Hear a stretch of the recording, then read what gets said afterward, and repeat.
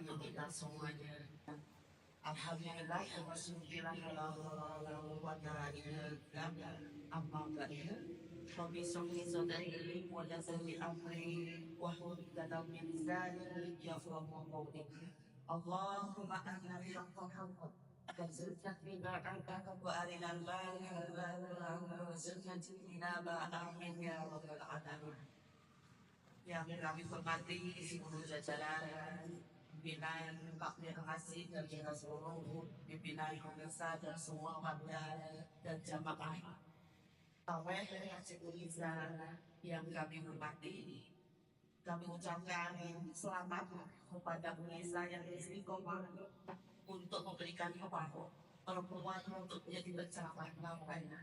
Saya hidup dari 30 penceramah itu adalah pemirsa itu perempuan, dan itu kayaknya masjid yang paling banyak di dunia yang memberikan ruang untuk perempuan menjadi bagian dari kegiatan ritual orang ini luar biasa. Nah, ibu bapak sekalian yang saya hormati, pada kesempatan kali ini saya ingin menyampaikan tentang bagaimana sih kita tetap meningkatkan ruang kesepinahan walaupun kita tidak tahu. Kenapa ini penting? Karena kita tahu bahwa untuk mencapai kesepinahan itu semua pada harus berhati. Sakinah itu sama dengan mawaddah dan rahmah. Jadi mawaddah plus rahmah maka sama dengan sakinah. Sakinah itu ketenangan. Ketenangan itu dapat diraih dengan kita mendapatkan suatu kebaikan dari orang yang kita cintai, dan juga orang yang kita cintai mendapatkan kebaikan dan cinta dan hina. Jadi tekan itu. Karena itu kalau kita bicara kesempurnaan, kita tidak bisa menggunakan filosofi diri. Ya, filosofi diri itu apa? Merelakan diri kita hancur untuk menemani orang lain, terutama untuk mewujudkan lagi ini. Karena nggak mungkin salah satu anggota keluarga mau capek sendiri, nyiapin sahur sendiri, nyiapin buka sendiri. Tapi yang lainnya kalau nggak itu nggak bilang karena ada sudah kata yang lain itu berarti salah satu saja yang melambat. Karena itu penting ya, salah satu wujud dan bisa gunakan itu ya, karena bapak-bapak, kalau anak laki-laki ikut masuk dapur untuk nyiapin sahur supaya mereka bisa pada bagian. Karena tadi kita tidak bisa menggunakan filosofi ini ya, merelakan diri kita hancur untuk menerangi orang lain. Itu hanya cukup pantas untuk saling dan memuliakan tamu. Itu pun hanya berlaku ketika mereka kita nggak punya teknik dan kepadanya juga. Tapi kalau mereka kan nggak bisa melakukan seperti itu. Nah, ini bapak sekalian yang saya hormati, kenapa ini menjadi penting? Kenapa relasi suami istri, orang tua dan anak ini harus benar-benar setara seimbang? Ya, karena memang Islam, jadi yang siapa yang utamanya sangat mendukung tentang setara dan keadilan laki-laki dan perempuan. Ini jahili aldi khalifah. Saya ciptakan manusia ini untuk dikodingkan di kaum ini, tidak hanya laki-laki tapi juga perempuan. Selain itu juga yang sering dibarangkan oleh wajah yang atas yang ini laki-laki dan perempuan bersama-sama untuk kesempatan ke awal bersoal. Lalu juga saya amal semangat dalam kesehatan Romanya kali semangat dalam kesehatan.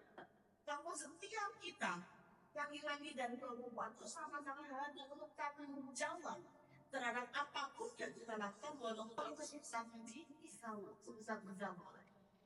Artinya apa? Landasan bayangnya sangat banyak yang menunjukkan bahwa laki-laki dan perempuan itu setara. Jangan sampai kita punya pikiran perempuan itu hanya di persatukan, hanya dia memiliki seksual saja. Sehingga harus dibuat sampai tak kelihatan karena yang kelihatan ada rasa yang dapat usaha itu. Tidak begitu.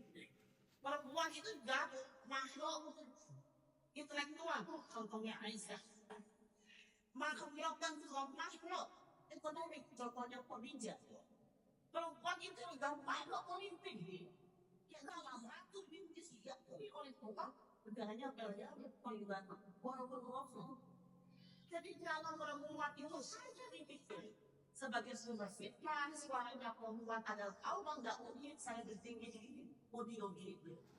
Dan sekali dia menghadirkan sejak objek seksual, sang sifat melihat laki-laki sebagai orang yang tidak pernah mampu mendapatkan seksual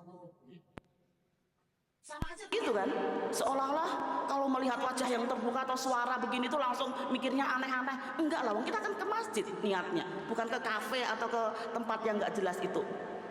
Jadi memang di Islam itu sangat mendukung nilai kesetaraan dan keadilan. Nah, ibu bapak sekalian yang saya hormati, selain itu kalau kita bicara tentang pilar keluarga sakinah itu ada 5. Ya, yang pertama adalah menyadari bahwa kita itu zauj, berpasangan. Apalagi nih yang baru menikah 1 minggu gitu ya, kadang-kadang lupa beli mangkok beli bakso 1 mangkok, lupa kalau dia sudah punya istri, sudah punya suami. Ya kalau alasannya untuk romantis boleh sih, tapi kadang-kadang lupa kalau sudah zauj, sudah berpasangan begitu.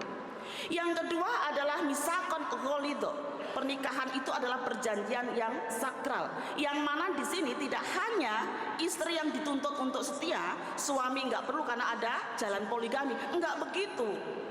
Dalam tuntunan keluarga sakinah, putusan Tarjih Muhammadiyah, karena saya anggota Majelis Tarjih dan Tajlis Pimpinan Pusat Muhammadiyah, diputuskan bahwa suami istri saling setia. Nggak ada istilahnya istri harus setia tapi suami nggak perlu karena nanti boleh poligami, nggak begitu. Jadi misakon ghalidho. Yang ketiga adalah terkait dengan mu'asarah bil ma'ruf, memberikan kebaikan kepada pasangan. Jangan sampai kita pengennya nuntut terus dikasih kebaikan tapi kita nggak pernah berbuat kebaikan seperti filosofi lilin tadi.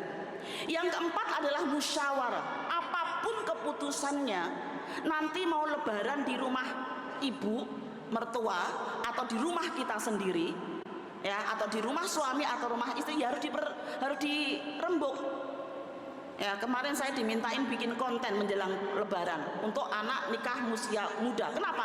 Prof, tolong dong bikinin konten, saya bingung ini. Kami baru menikah, katanya dari keluarga yang perempuan, umuka, abuka, maka lebarannya harus tempat ibu.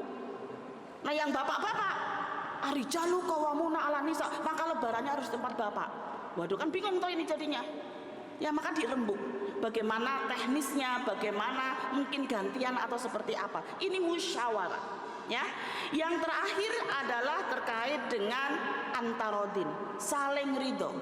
Apapun yang dilakukan oleh suami diridhoi oleh istri, apapun yang dilakukan oleh istri juga diridhoi oleh suami. Oke, 1 menit terakhir akan saya sampaikan tentang secara psikologi kesakinahan dalam bulan Ramadan itu juga bisa dikuatkan dengan 3 cinta, bukan cinta segitiga. Ya, segitiga cinta, tapi bukan cinta segitiga. Apa itu?